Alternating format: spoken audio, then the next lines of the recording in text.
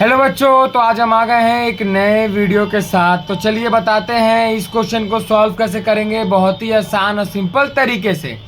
तो बच्चों सबसे पहले क्वेश्चन पढ़ लेते हैं। इंटरेस्ट एक्योर्ड ऑन इन्वेस्टमेंट 200, मतलब इंटरेस्ट एक्योर्ड है इन्वेस्टमेंट में, मतलब हम लोग को इन्वेस्टमेंट से इंटरेस्ट मिलता है बच्चों।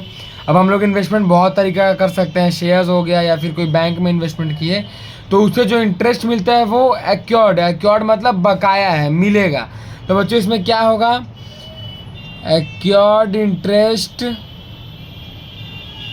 Account debit 200 to interest on investment account debit.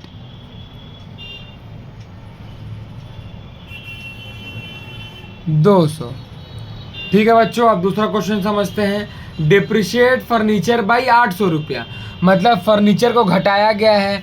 Furniture बच्चों क्या होता है, डेबिट होता है। अब फर्नीचर अगर घटेगा तो क्या होगा, क्रेडिट होगा। तो क्या लिखेंगे, depreciate of furniture account debit 800 to furniture account, क्योंकि बच्चों फर्नीचर कम हो रहा है तो ऑफ कोर्स वो क्रेडिट ही होगा। ठीक है बच्चों, अब करते हैं तीसरा सवाल। सैलरी ₹1000 इज आउटस्टैंडिंग, मतलब सैलरी जो है वो बकाया है। तो सैलरी बकाया मतलब सैलरी में ऐड होगा, तो सैलरी बढ़ेगा तो salary account debit to outstanding salary account.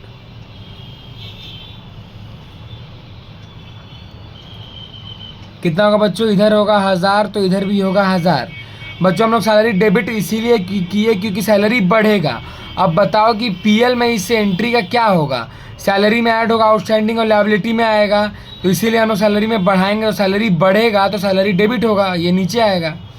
अब इसके बाद वाला क्वेश्चन समझते हैं। Goods worth ₹700 were taken by proprietor for personal use, मतलब गुड्स 700 रुपया का प्रोप्राइटर ले लिया है अपने पर्सनल काम के लिए।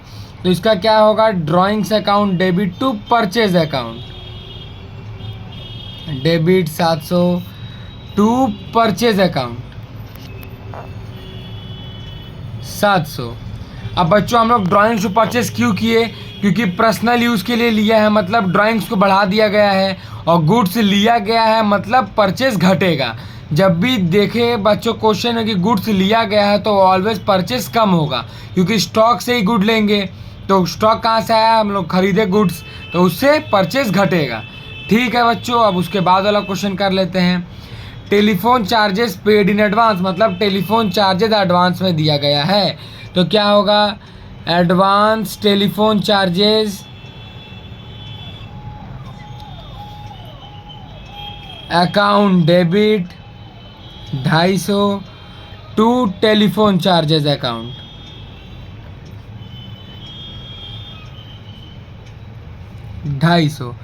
अब बच्चों हम लोग ये क्यों किए, क्योंकि टेलीफोन चार्जेस अगर बढ़ेगा तो क्या होता है, डेबिट होता है।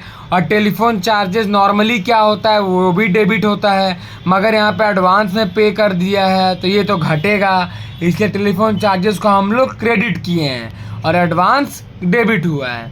अब चलिए लास्ट वाला देख लेते हैं, क्वेश्चन क्या है। डेट्स कंसीडर्ड बैड ₹300, मतलब ये बैड डेट है बच्चों। तो इसका क्या होगा, bad debt account debit 300 to debtor account 300।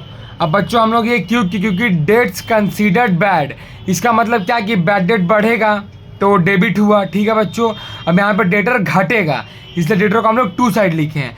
अगर आप पीएल में, अगर आपको समझ में नहीं आ रहा है कि मैंने कैसे किया, तो आप सोचिए कि पीएल में इसका एंट्री क्या होगा, बैड डेट में ऐड होगा इसलिए बैड डेट डेबिट हो रहा है, और डेटर से लेस होगा इसलिए डेटर क्रेडिट हो रहा है। तो बच्चों मुझे उम्मीद है कि आपको ये क्वेश्चन समझ में आ गया होगा जितना मैंने समझाया है। तो चलिए मिलते हैं हमारे दूसरे वीडियो में, जिसमें आपको समझाएंगे एक नया क्वेश्चन बहुत ही आसान और सिंपल तरीके से।